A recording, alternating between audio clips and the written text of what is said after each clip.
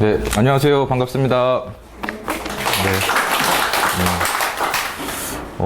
오늘은 이제 배우자의 인연이라는 거하고요, 궁합이라는 거에 대해서 이제 얘기를 한번 해볼 거예요.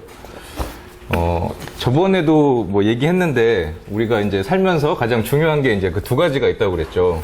첫 번째는 이제 직업이고, 이제 그 두 번째는 이제 배우자.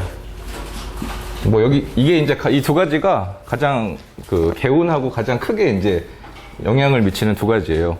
여기다가 더하자면 뭐 풍수라든지 아니면 뭐 이름이라든지 이런 걸 통해서도 이제 그 사람의 운명을 좀 극대화를 시켜줄 수도 있고, 반대로 뭐 예를 들어서 뭐 물이 필요가 없는 사람인데 뭐 물의 에너지가 뭐 많은 땅에 산다든가, 뭐 불필요한 에너지를 갖고 있는 뭐 이제 이름을 쓴다던가, 그러면은 이제 그 사람이 낼 수 있는 그 역량이 좀 이렇게 제한되는 이제 그런 부분도 있습니다.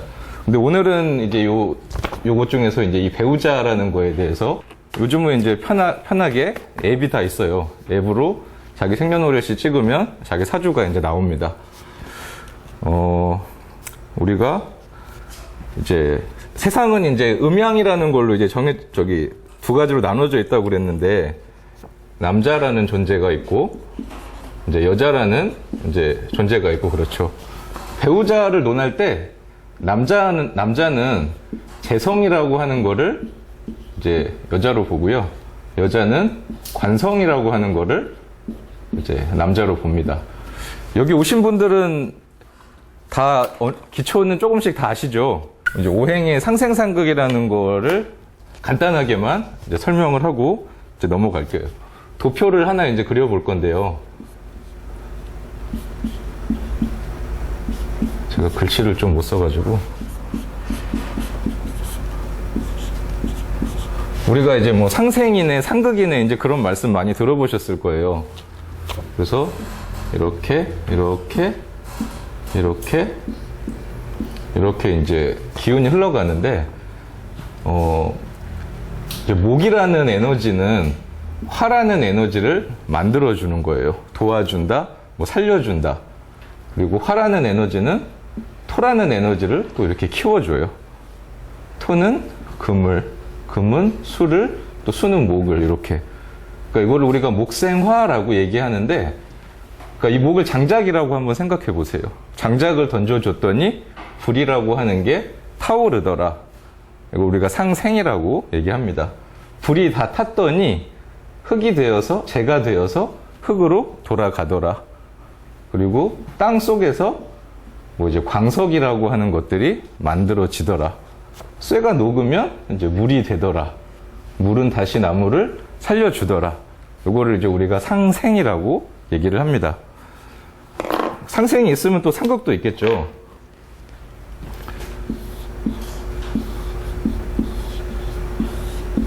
이렇게 목은 토를 극한다, 이렇게 얘기해요. 그러니까 나무가 너무 왕성하면 땅을 다 이렇게 부순다고 해야 되나? 이렇게 땅이 파헤쳐져요. 그리고 흙은 물을 이렇게 이제 극합니다. 물은 이렇게 졸졸졸 흐르는 에너지인데, 흙이라고 하는 뚝이나 제방이 있으면 물이 흐르지 못하고 갇혀버리겠죠? 그리고 뭐 수국화, 이거는 뭐 너무나 당연하죠. 물은 불을 끈다. 그리고 화극금, 불은 금이라고 하는 거를 이제 녹여버린다.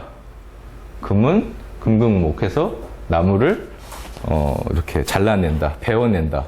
간략하게는 이렇게 이제 상생상극이라는 거에 의해서 움직인다, 이렇게 이제 보시면 됩니다. 아까 제가 남자한테는 재성이라고 하는 거를 이제 여자라고 그랬죠. 남자한테는 재성이라고 하는 거를 이제 여자로 보고, 여자한테는 그 관이라고 하는 거를 남자라고 이제 제가 말씀을 드렸는데, 그러면 예를 들어서 목이라고 하는 글자로 태어난 남자가 있다. 그러면은 이제 목극토를 하니까 토라고 하는 에너지가 이 사람한테는 이제 여자를 상징하는 거예요. 예를 들어서 여자가 불인 사람이 있다. 그러면은 물이라고 하는 이 관성이라고 하는 얘가 나한테 이제 남자가 되는 거죠.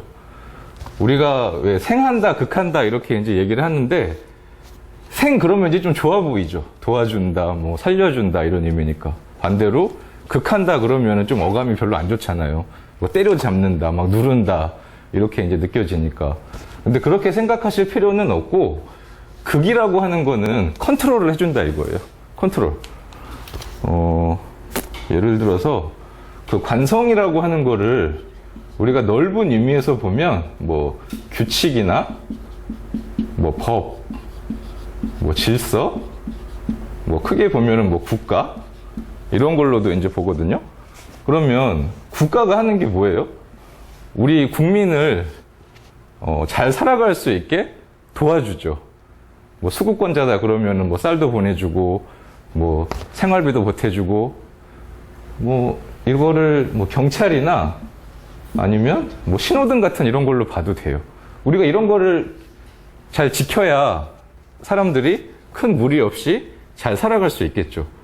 그러니까 관이라고 하는 애가 좋은 작용을 할 때는 이 국가가 좋은 작용을 할 때는 국민들을 잘 보살펴주고 잘 컨트롤을 해서 무리 없이 살아갈 수 있게 해주는 거예요. 근데 관이 반대로 나쁘게 작용하면 그건 이제 관제구설이 되는 거예요. 너 잘못했으니까 감옥 가야 돼. 이제 이런 식으로요. 그러면은 여자 사주에서 관이 남자라고 했는데 여자 사주에서 만약에 관이 잘생겼어요. 사주의 어떤 균형을 굉장히 중요한 작용을 하고 있다.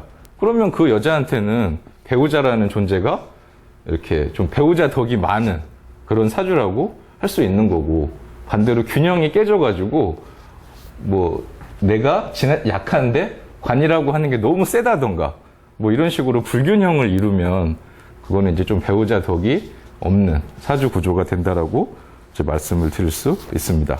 사주에서는 궁이라는 게 있고요. 성이라고 하는 게 있어요. 궁합할 때도 이제 이 궁자를 쓰는데 궁은 자리예요, 자리. 우리가 왜 팔자라고 이제 그러잖아요. 이렇게. 팔자라고, 8개의 글자가 있어서 팔자라고 하는데, 사주에서는 이제 이 일간이라고 하는 요게 이제 중심이에요. 이게 나를 상징하는, 글자인데, 그러면 배우자 궁을 우리가 논할 때는 이 일지를 봅니다. 그러니까 이거를 크게 넷으로 나눠서 보는 거예요, 이렇게. 그러면 여기는 이제 년, 월, 일, 시, 이렇게 이제 될 텐데, 나라는, 배우자는 나하고 이제 동급이죠. 내 반쪽이니까. 그러면 이 8개의 글자 중에서 이 일지라고 하는 나하고 같은 기둥에 있는 요 자리, 요거를 이제 궁으로 보기 때문에 궁이라는 의미로 봤을 때는 여기에 어떤 글자가 있느냐, 이거를 이제 봐야 되고요. 성이라고 하는 거는 아까 말했던 뭐 재성 내지는 뭐 이제 관성 이런 글자가 또 어디에 있고 어떤 형태로 있고 여기에 따라서 이제 그 배우자의 이제 해석을 좀 달리 합니다. 뭐 정제, 편제, 뭐 정관, 편관 이렇게 얘기하는데 정제는 보통 뭐 책에 보면은 뭐 처라고 합니다. 처. 편제는 그 치우칠 편자를 써가지고 치우친 여자. 그래서 이제 정처가 아니라 뭐 첩이나 뭐 이제 이런 식으로도 보고요. 남자도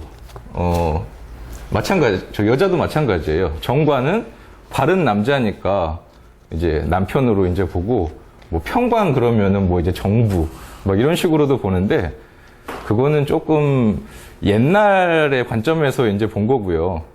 정편이라고 하는 것에 너무 그렇게 이제 매이실 필요는 없어요.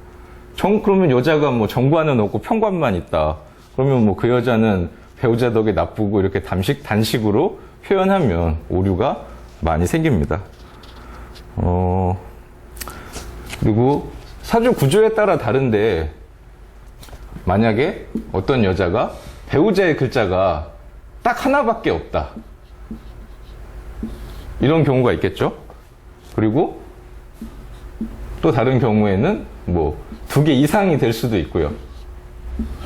그렇죠. 그러면 이거는 원하든 원하지 않든 나한테 이 배우자라고 그냥 정해진 거예요. 선택의 여지가 없는 거죠. 좋든 싫든 그 사람한테는 이 사람이 인연이 돼요. 근데 반대로 2개 이상인 경우에는 내가 선택할 수 있어요. 아니, 우리가 순댓국밥집 가면은 거기서는 선택권이 없어요.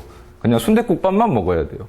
근데 김밥 천국 가면 뭐 떡볶이도 먹을 수 있고, 뭐 돈가스도 먹을 수 있고, 오므라이도 먹을 수 있고, 이제 이렇게 되는 거죠. 사주를 예로 들어서 한번 말씀을 한번 드려볼게요.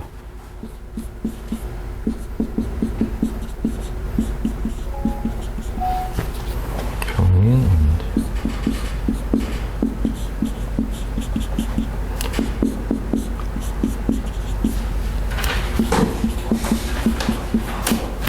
자, 이렇게 생긴 팔자가 있다고 가정을 한번 해볼게요. 이거는 여자라는 뜻입니다. 자, 그러면 아까 이 팔자 중에서 일간이라고 하는 요 글자가 나를 상징한다고 그랬죠. 그죠? 그러면 이 사람은 불이라는 에너지를 가지고 태어난 사람이에요. 여자.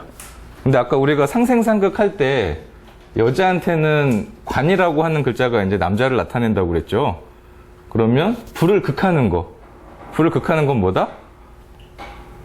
이제 수국화 해가지고 이 수라고 하는 오행을 배우자 성으로 이제 보는 거예요.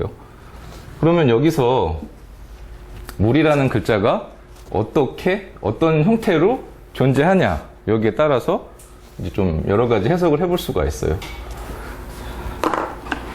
여기서 보면은 개수라고 하는 이 물도 있고요. 여기 보면 임수라고 하는 이 물도 있어요. 이거는 2개가 있죠. 그죠? 2개가 있으니까 나의 선택에 의해서 이 사람을 만날 수도 있고, 그리고 이 사람을 만날 수도 있어요. 자, 여기서부터 사주는 이제 이렇게 움직여요. 여기가 년, 월, 일, 시. 이렇게 이제 되거든요. 그러면 이 개념을 먼저 아셔야 돼요. 하루는 24시간이죠. 그죠? 근데 24시간이 모이면 하루가 돼요. 그리고 30일이 모이면 한 달이 될 거고, 12달이 모이면 이제 년이 되겠죠. 그러면 이 논리를 여기다가 이렇게 적용을 해보는 거예요. 자, 나를 기준으로 했을 때 여기는 이제 년월, 자, 일시가 이제 될 텐데, 년하고 월이라는 애는 나보다 큰 거죠. 일이 모여서 월이 되고 년이 됐으니까. 그러면 이 남자는 나보다 상위의 남자, 이렇게 봐도 됩니다. 나보다 큰 남자, 상위의 남자. 그럼 뭐 그게 연상이겠죠. 그러면 얘는 시에 있는 요 임진이라는 애는 일보다 하위의 자리에 가 있죠. 그죠? 그러면 반대예요. 이거는 연하의 뭐 남자. 그리고 이 년월에는 일찍이라는 의미도 있고 크다라는 의미도 있어요. 그러면 일찍 만나는 남자, 뭐 연상의 남자, 이렇게 봐도 되고요.